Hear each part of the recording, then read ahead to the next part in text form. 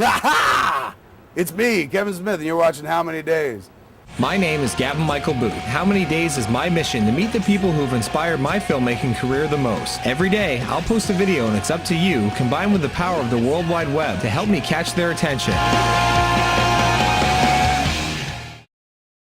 Today for How Many Days, I have a little bit more with my Kevin Smith interview from Toronto. If you're not familiar with How Many Days, this is my quest to meet the 12 people who've inspired my film career the most. You can check it out at howmanydays.ca. Kevin Smith is the 4th person on the list to contact me about the project, so there are 8 more to go, and a bonus round of Ellen DeGeneres to get my friend Brady Thrasher and his t-shirt company Affected featured on Ellen's show so that his t-shirt company can grow global, because I think it's such an amazing cause and Brady's working so hard towards it.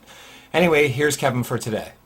Your early career. One of the questions I have, if Clerks hadn't have had the Sundance success, if it hadn't have had the Weinsteins behind it from day one. Yes, nothing would ever... Go ahead, finish the question. Yeah, what was your plan as an independent filmmaker? Like, what was step 2 if Sundance didn't happen? Step 2, I never really had... I mean, Clerks was a multi-step film for us, and it was make it and get it done in order to screen at the independent feature film market, something that the IFP East, the Independent Feature Project, used to run back in the late 80s, early 90s. It's still around, but they've shifted what it is. Back then, it was essentially this kind of film festival where you paid $500 and they programmed your movie.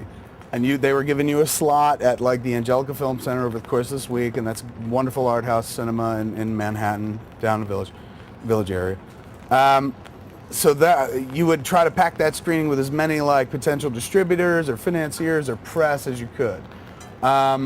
So we were gearing towards that. It was like make Clerks and get there, because I'd read an article about Richard Linklater, who had done Slacker and taken it to the market and gotten a great reception when he came back the next year. He'd been there originally as a work in progress, and he came back as a finished film. He was hailed as a conquering hero. I said, well, this is what we have to do.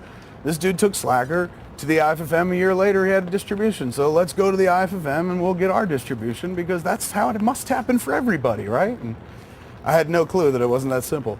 But I think that helped. I think it helped being absolutely fucking naive and completely guileless and such a rank amateur, because you didn't really think about the possibility that it might not pan out for you. You know what I'm saying? It just seemed to always make sense. Like, I remember seeing Slacker and I remember really enjoying it and laughing along with the movie when I saw it, but the people around me were laughing hysterically, dude, like gut busting, like knee slapping, as if it was like a Police Academy movie, maybe the second one or something, when we still kind of liked it. So I was just like, man, if they think this is funny, I think I could make a funny film. And it never occurred to me that like people might not see that funny film, because I'd seen people like Robert and Rodriguez and Richard Linklater and Spike Lee, even Martin Scorsese back in the day, make their first film, and that kind of launches them into making the next film. They pay for the first one and have their mom help them make food or whatever in the case of Scorsese's flick. Next film, somebody's giving them money to make a movie, and that's all I wanted. We wanted to make Clerks just as a showcase film to be like, look, obviously we know how to make a movie, so can you give us money for the next one?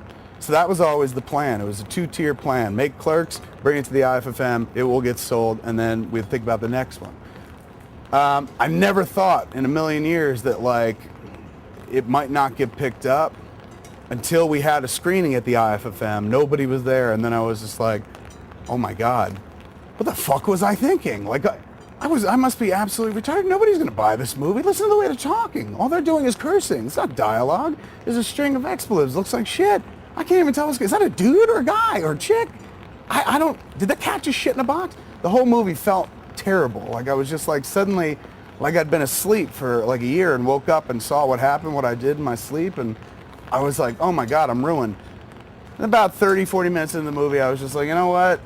This would be, I spent on this movie what I would have spent going a year of good film school, so let me consider this film school. Maybe one day I'll be able to pay this debt off, and if I do, then I could think about maybe making another movie. So I was sitting there going, okay, once I pay off my debt on Clerks, on the credit cards, maybe I'll think about trying to make another movie again. And it reminded me of something that I'd hear years later from Quentin. Quentin was talking about having made Kill Bill 1 and 2, but he really shot it as one flick.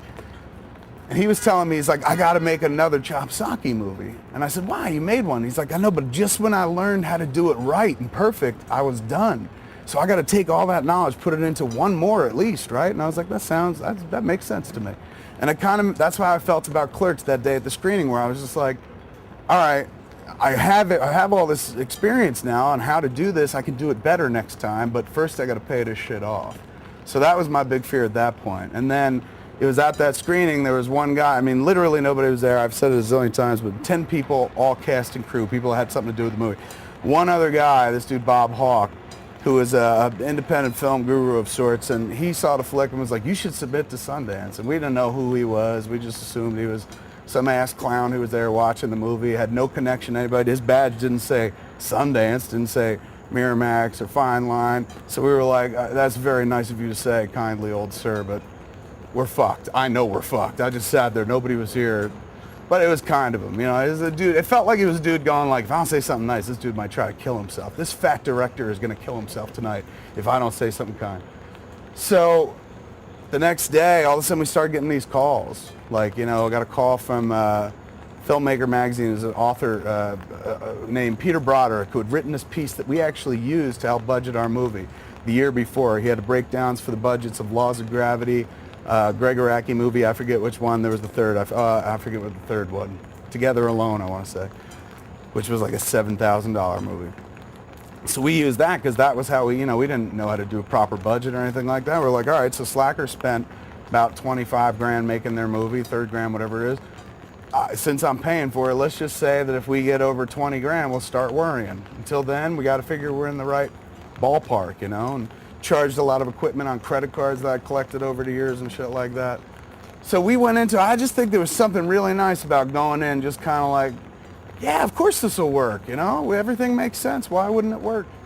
And if I'd really thought about it, I would have been like, this is fucking, that happens to other people. It ain't gonna happen to you. Fucking, what are you gonna say? Like that somebody else hasn't said already in cinema. And you're not from Los Angeles, from New Jersey, and your bullshit's uninteresting to a lot of people. So I just, that would have killed it. And then I would still be working at Quick Stop, watching movies, going, man, I wonder if I made that movie, Every once in a while digging up Clerks, reading it, going like, wow, it was funny. I should have done it and shit like that.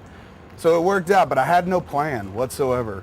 What was interesting in interviewing Kevin with this is everything that he said is very similar to my experience of making my first film, Leaving Town, with my old partner, Mike Drulard, that we founded Memetic together. Anyways, when we made Leaving Town, my example came from not watching Slacker, which I had seen, but from watching Clerks. Exactly what he talks about seeing Richard Linklater's film, and I can do this, I can raise a little bit of money and make a film, is exactly how I put together Leaving Town and sort of structured my budgets and things like that based on the way that Clerks have been made. It was something I saw in high school and really just inspired me to sort of do it on my own without going to film school in any way, shape, or form. So you can definitely see the parallels and why I might have put Kevin on the list, because we're at least like-minded. And then the fact that he dug a couple of my film ideas quite a bit was really encouraging about the one we're about to make, The Exchange. It can't go wrong. So definitely was a great meetup, and I thank you again, Kevin, for taking the time to meet with me. If you're watching, if you have any connections to the other people on my list, visit the website, howmanydays.ca, and let me know. Get involved. This is interactive. I just post the video every day. It's up to you out there to sort of connect the dots and see if there's anyone that you can help me connect to and finish this quest, because we're coming up on 2 years. It's a lot of video blogs. The sooner this quest ends, the sooner the world has to have a daily blog from Gavin Booth. Visit howmanydays.ca to find out who's on my list. I won't stop until I've met face-to-face with these artists.